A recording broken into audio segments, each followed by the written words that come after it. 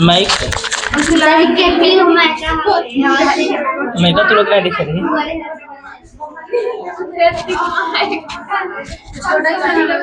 Mic ज़्यादा बड़ा नहीं होता है।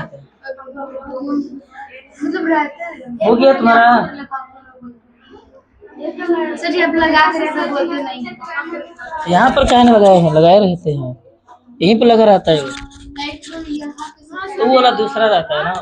अच्छा आवाज के लिए हाँ पीछे एक ठोक लगा तो उसकी मशीन बगल से लग रही है तो अभी बाद में लगी मुंह में। चलो याद किए हो सुने ना। चिन्ह परिपाटी किसे कहते हैं? पहले नीमा शुरू करो। चिन्ह परिपाटी किसे कहते हैं? गोलीय दर्पण से आर्य प्रकाश की किरणें को दर्पण के सामने या पीछे के अंतर को स्पष्ट करने के लिए एक परिपाटी की जरूरत होती है। चलो तुम बोलो चिन्ह परिपाटी बढ़ जाओ नीमा। गोलीय दर्पण द्वारा किसी वस्तु का प्रतिबिंब कभी दर्पण के सामने तो कभी दर्पण के पीछे बनता है। इन दोनों स्थितियों में अंतर स्पष्ट करने के लिए परिपाटी की आवश्यकता होती है जिसे चिन्ह परिपाटी कहते हैं। ठीक बैठ जाओ। अगला प्रश्न है आवर्धन किसे कहते हैं? इसका ऐसे मात्र क्या होता है? आवर्धन का सूत्र बताना है। तीनों आराध्या याद है और किसी दुर्गा? चलो बोलो। प्रतिबिंब की ऊंचाई तथा वस्तु की ऊंचाई के अनुपात को आवर्धन कहते हैं। फिर आवर्धन का ऐसे मात्र क्या होता है? ऐसे बोलो मात्रा को नहीं होता है ये मात्रक विहीन। और आवर्धन बराबर सूत्र क्या होता है? जो एक लोग बोलो। तुम्हें H2 बढ़ा के H1 खाली बोलना है। H2 बढ़ा के H1 या प्रतिबिंब की ऊंचाई बढ़ा के वस्तु की ऊंचाई। अगर पीछे जमा कर दिए तो लोग भी बोल सकते हो बढ़ जाओ। अगला प्रश्न है अनुबद्ध फोकस किसे कहते हैं? अनुबद्ध फोकस और कोई बोलो। कांच या लेंस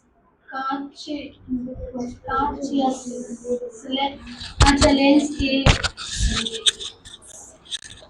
नहीं बुला जा रहे और कोई बोले ना बोला तो गोलीय दर्पण के प्रधान अक्ष पर स्थित ऐसी दो बिंदु जिसका प्रतिबिंब एक वस्तु पे बनता है तो उसका प्रतिबिंब दूसरे वाले पे बनता है।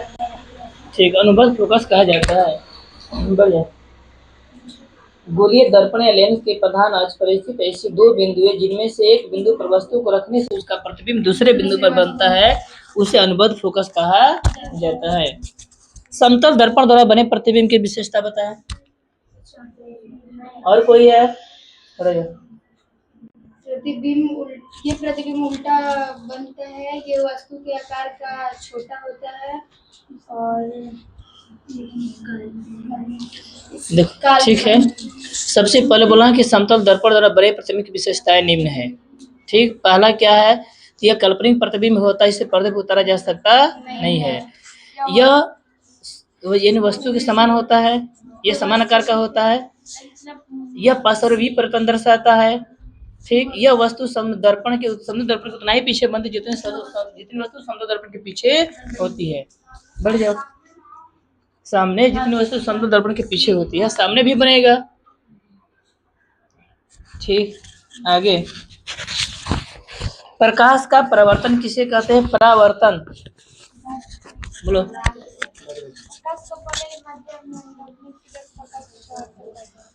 ठीक बढ़िया रिया बोलो।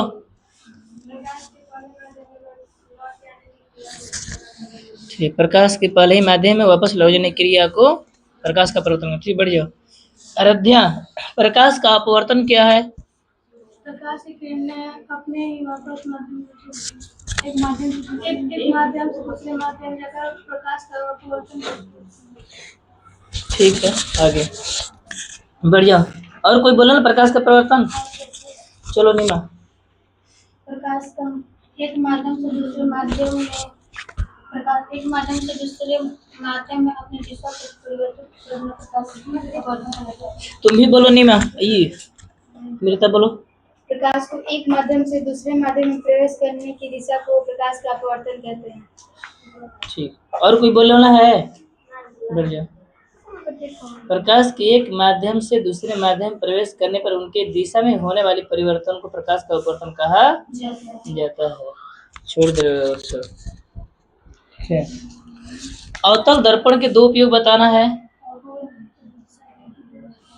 चलो पहले तुम ही बोलो तो। अवतल दर्पण के दो उपयोग हैं, ज्यामिति का सुलभ रूप। ठीक, बढ़िया। उत्तल दर्पण के दो उपयोग आराध्या नहीं आराध्या साइड मिरर में। ठीक, एक और बोल दो।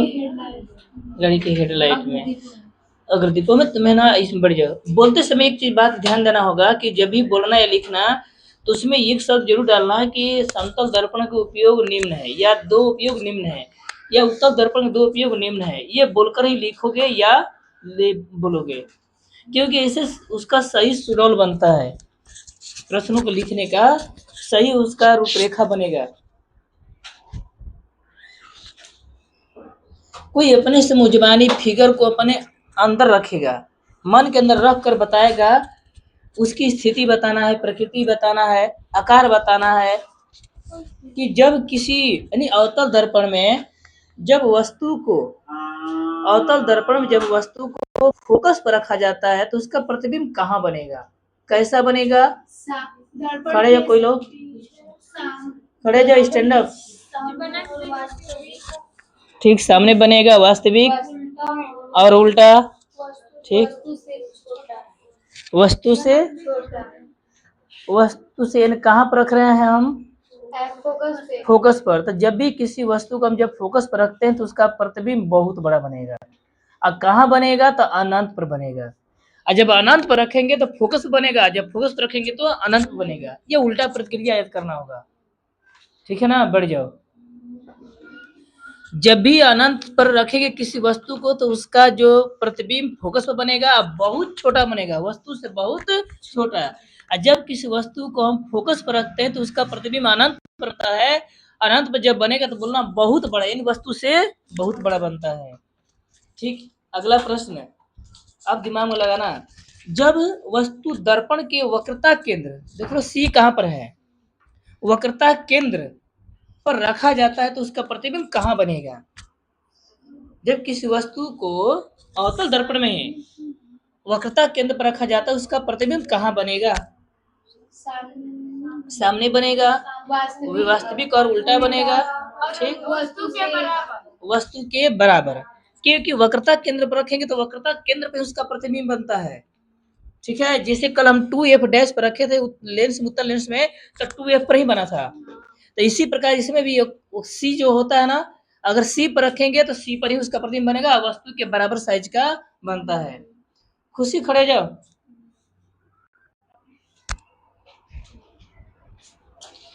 दर्पण किसे कहते हैं?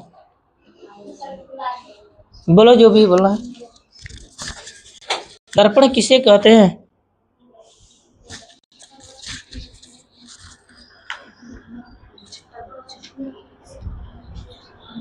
जोर से बोलो, काहे भूला होगे?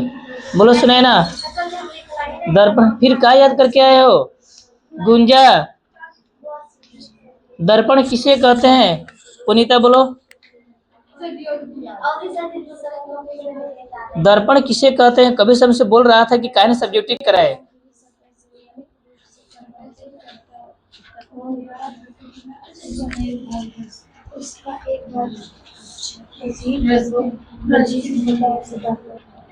ठीक है, मतलब जोर से बोलो तो ना और लोग भी सुने।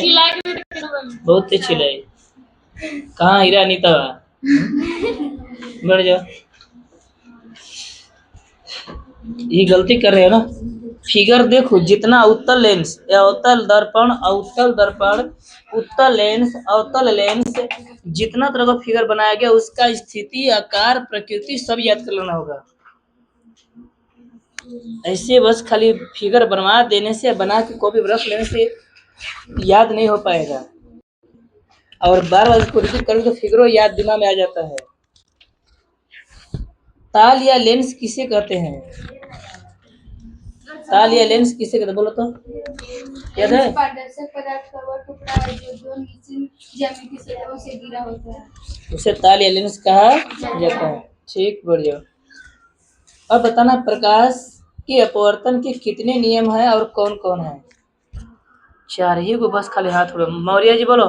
मारेंगे, बड़ी मारता हूँ। याद नहीं करो, पिटाओगे जय दिन।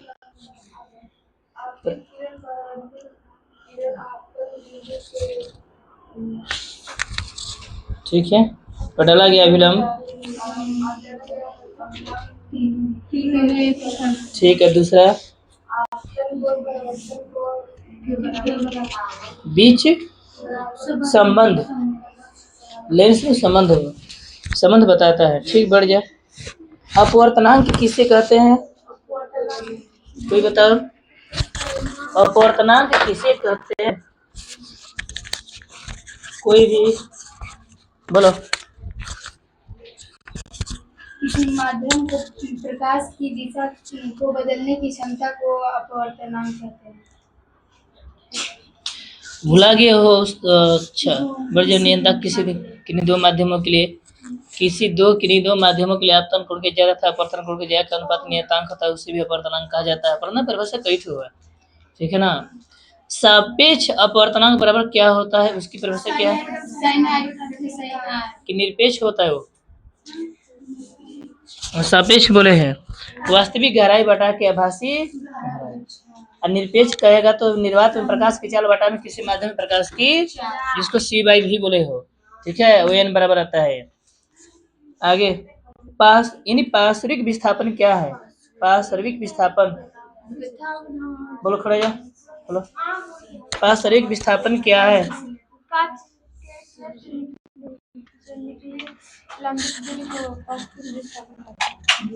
भुला गए हो? चलो बोलो, पढ़ जाओ। कांच की झिल्ली या स्लैब से निकलने वाली निर्गत किरण या आपतित किरण के बीच लंबवत दूरी को पार्श्विक विस्थापन कहते हैं, ठीक है भैया। यानी कांच के स्लैब से निकलने वाली निर्गत किरण तथा आपतित किरण के मूल पथ के बीच लंबिक दूरी को पार्श्विक विस्थापन कहा जाता है। प्रकाश के अपवर्तन के प्रभाव कितने, कौन कौन बताएगा? प्रकाश के अपवर्तन के प्रभाव कौन कौन से हैं? याद है मौर्य जी? बोलो।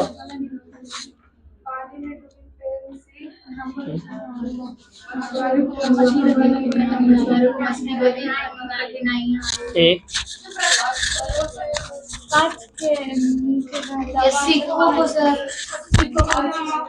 ठीक, उठो, प्रतीत होता है। बढ़ जाओ। 3 ठो है। पहला, पानी में डूबी हुई पेंसिल या छड़ी का मुड़ा या छोटा प्रतीत होना। दूसरा है, अक्षरों के ऊपर कांच स्लैब रखकर देखना, उसका उठा हुआ प्रतीत होना। मछुआरे को मछली भेजने में कठिनाई होना। ठीक है। वास्तविक जो आभासी मछुआरा है ना, कि अनुभवी मछुआरा मछली पर कहाँ वार करेगा तो उसको भेज सकता है, कुछ पर वार करेगा तो मछुआरे को मछली भेजने में कठिनाई होती है। जब मछुआरा मछली को देखता है तो वह मछली अपने वास्तविक स्थिति से कहाँ और किस स्थिति में दिखाई देती है, कोई बताएगा? अपने वास्तविक स्थिति से ऊपर और थोड़ा आगे। ये किस घटना के कारण होता है? तो प्रकाश के अपवर्तन के घटना के कारण होता है। प्रकाश के अपवर्तन, जब प्रकाश की किरण, बताना, जब प्रकाश की किरण जल से हवा में प्रवेश करती है तो वो अभिलंब से दूर भागती है या अभिलंब की ओर झुक जाती है? अभिलंब से दूर भागती है। जब प्रकाश की किरण हवा से कांच में या जल में प्रवेश करती है तो वह अभिलंब की ओर जब मुड़ देती है कि दूर भागती है? अभिलंब की ओर मुड़ जाती है। ठीक। निर्वात में प्रकाश में कितना होता है? और जल में प्रकाश का वेग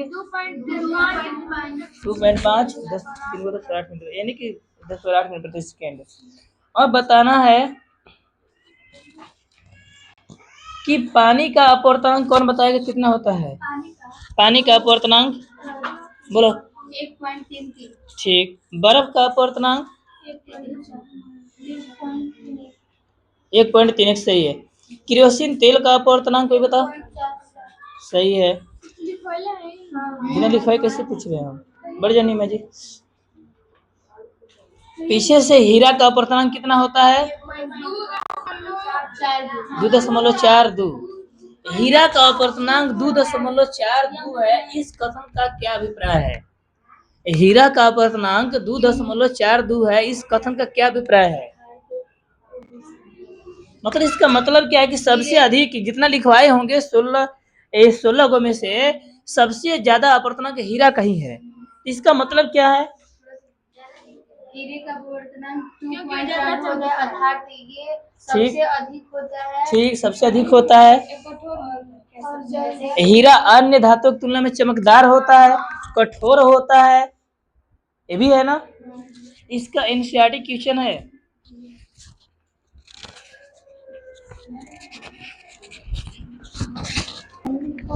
क्या करोगे, पढ़ाई के साथ साथ सुइयों का काम करना पड़ता है। अभी इधर से है, उधर लग गया सुई वाले आगे जी थोड़ा बहुत।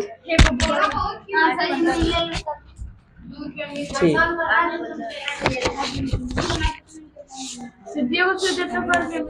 प्रकाशीय केंद्र किसे कहते हैं? खड़े जब कोई लोग।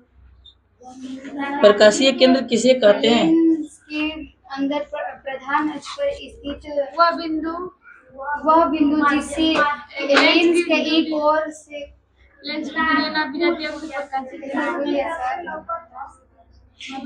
के अंदर प्रधान अक्ष पर स्थित वह बिंदु जिससे होकर प्रकाश किरण लेंस के प्रथम पृष्ठ के अपवर्तन के बाद दूसरे पृष्ठ से निर्गत हो जाती है, उसे प्रकाशीय केंद्र कहा जाता है। बैठ जाए। लेंस का द्वारक क्या है? लेंस का द्वारक किसे कहते हैं?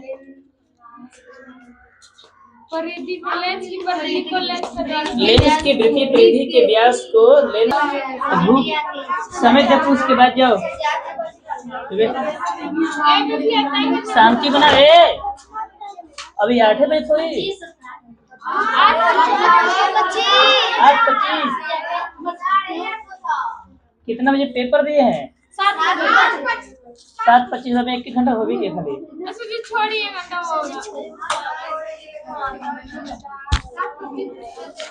छोड़ देंगे।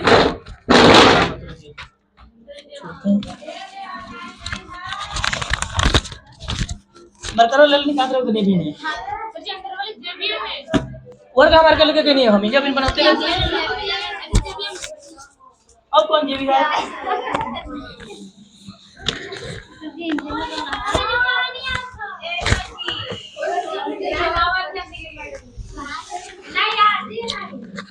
मैडम जी क्या भी आएंगी।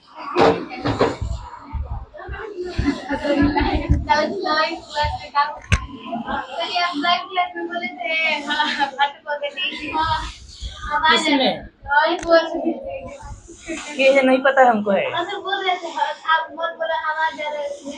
तो बाजी थे तो पकड़ हम बोल रही थे।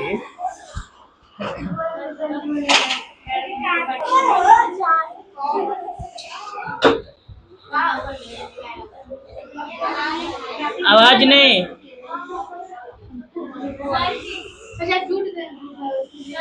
ठीक, ग्रुप में डालेंगे। बोलो।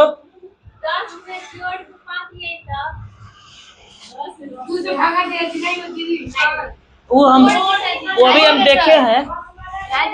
देखे हम वो क्या किया है ना कि 10 में क्या जोड़े, 10 में क्या जोड़े कि 5 आ जाए वो। ठीक है, तो सोल्यूशन पहले वो किया है वो। ठीक है, 10 में यक्स जोड़ा है तो 5 लाया है। उसको क्या किया है कि यक्स बराबर 5 - 10 किया है। करने के बाद यक्स -5 बच गया, यानी 5 जोड़ने पर वो 10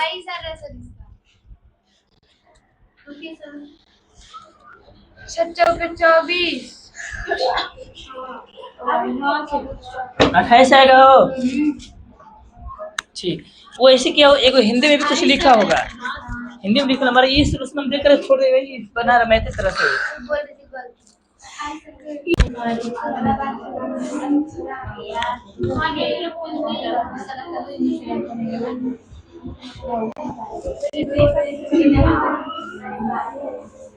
संरचना सूत्र कौन बताएगा? कोई बनाने वाला है इसमें?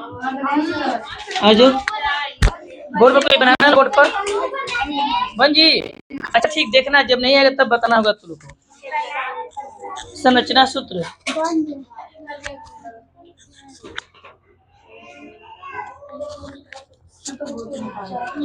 टेंशन मत लो, देखते जाओ। बोर्ड पर जाना पड़ेगा, किनको किनको जाना पड़ेगा। अब किनका सही होता है, किनका गलती होता है। हाइड्रोजन देखो कितने हैं। हमें हाइड्रोजन सिर्फ 6 गो रहना चाहिए, कार्बन 4 ठो। चलो बारी से जाना है, घोड़ा मत किनका आंसर आता है, दिमाग लगाना है। और कोई हो? और दूसरे स्टूडेंट प्रवेश करो जल्दी। अच्छा जान दो भाई, मेरी तो देख लो, इनको भी जाने दो।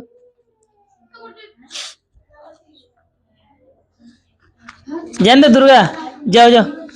अब देखते अभी इनका क्या होता है। ठीक है, बंद करो कॉपी। अच्छा तो इसमें कितने एक लोग आंसर सही आया, कॉपी भी बना के दिखाई है।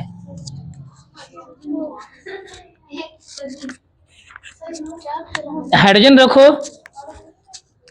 सही है। राधिया का सही था, राधिया का सही है, सही है। उसे कोई दिक्कत नहीं, कहीं भी रखो, किधर रखो, कोई दिक्कत उससे नहीं है। चलो अगले प्रश्न पर। ठीक, शाबाश। नहीं तो ऐसे ना पकड़ोगे तब। ये एल्काइन ग्रुप का है, एल्काइन ग्रुप का है। एल्काइन ग्रुप में इसी तरह से होता है, ट्रिपल बॉन्ड आता है उसमें, एल्काइन ग्रुप में।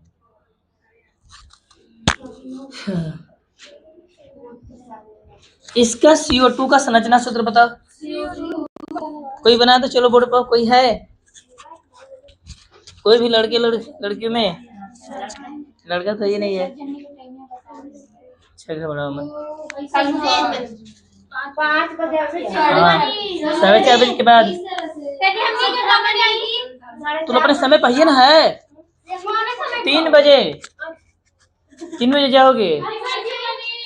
3 से 4, 3 से 4। अच्छा एक बजे पहले देखा जाएगा, उसके बाद सब एक साथ है तो चेंज करेंगे, उसमें बांटेंगे। चलो बनाओ। गलत है यार नीमा, सही है। गलत है, गलत है। हम बोलो अभी बाद में नहीं, चुपचाप हल्ला मत करो। पहले देखो, ये इलेक्ट्रॉन बिंदु है, संरचना सूत्र बताना है। बड़ा सही है। और कोई बनाने वाला? कोई भी छात्र आ जाओ, बनाओ। क्या तो इसका निकालना है, संरचना से बढ़ जाओ। ये इलेक्ट्रॉन बिंदु गलती भी है, गलत। सोचो जल्दी, बढ़िया से देखो। ऊपर देखो क्या चीज है ऊपर। हाँ आओ, ठीक घबरा मत, आओ ठीक तुरंत। ठीक, अब जाके सही हुआ, क्योंकि बीच एक तो कार्बन है, डबल ऑक्सीजन है। यहाँ कार्बन रहेगा, दोनों ऑक्सीजन रहेगा। अंतिम कक्षा देखने कितना बॉन्ड बच रहा है, जो चाहिए जितना उतना दे देना है। एक आठ और प्रश्न रहेगा, उसके बाद तब ये पेन को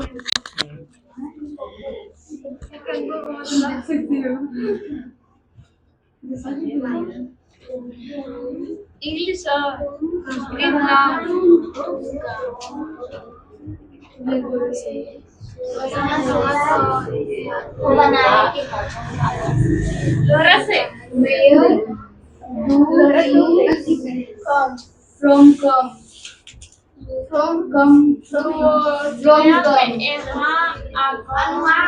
चलो बना दोनों, दोनों बनाना है। खुद पता हो तो बताएगी, नहीं तो फिर हम बताएंगे। पहले इंग्लिश बनाओ।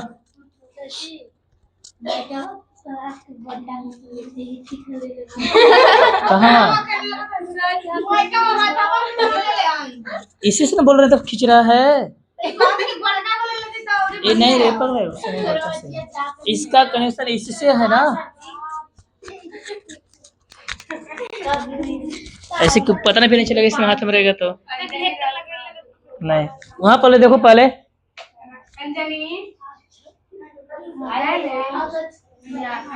वेयर डू यू, सही है, कम फ्रॉम कम लिखिए देखो तो शांति से। अच्छा ठीक है सुधारो।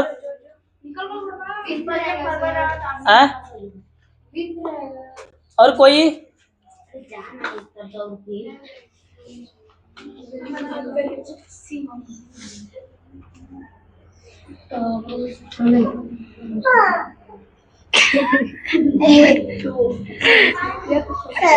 दाखोली देखोली।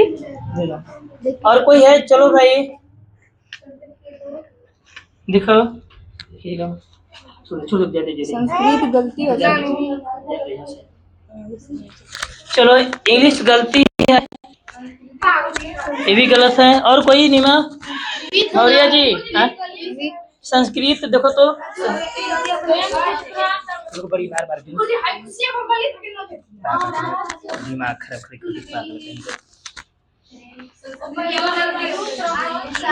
त्वम पुत्र गलत है, सुधारोगे? चलो दो हम बताते हैं। चलो देखो तो, ये वेयर डू यू फ्रॉम कम, ये गलती कहाँ है कि ये देखो ये अदर वर्ड में आता है, इसको यहाँ नहीं बल्कि पहले कम रहेगा और फ्रॉम बाद में रहेगा, अब जाके सही हुआ है। हाँ यू डू कम फ्रॉम, अगर यहाँ पर जगह देता है कि तुम विद्यालय से आते हो तो कम फ्रॉम स्कूल हो जाता ना। कम फ्रॉम जब कुछ नहीं दिया है, तुम कहाँ से आते हो, तो यानी कि where do you come from, तुम कहाँ से, इसकी क्वेश्चन ही समझ लो कि ये एक तरह का ये स्पोकन है, तुम क्या पढ़ते हो, यानी कि व्हाट डू यू रीड, तुम क्या पढ़ते हो, ठीक है। तो इस तरह का प्रश्न है। अब ये संस्कृत, इसका मतलब क्या बनेगा, तो तुम यहाँ पे देखो कहाँ से, कौन बताएगा किस विभक्ति के रूप है ये, मतलब बिट्टू, ये पंचमी विभक्ति है, ठीक। पंचमी विभक्ति का है। अब कुत्र माने कहाँ होता है, ये प्रथमा में कुत्र होता है, परंतु पंचमी में कुत्र का क्या होगा,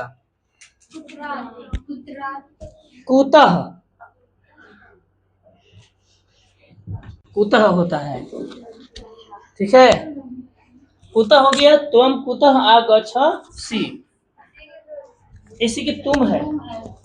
मध्यम पुरुष एक वचन, हाँ मध्यम पुरुष एक वचन में जाएगा, मध्यम पुरुष एक वचन, जैसे कि तुम, त्वम, इवम, इवम आता है ना, तुम दोनों, तुम लोग, तो उसी में आता है ये। अगर इस सेंटेंस भी है तुम्हारा लट लकार का सेंटेंस है, छोड़ देते हैं, तो बड़ी परेशान है। पेपर प्लस तस्वीर सब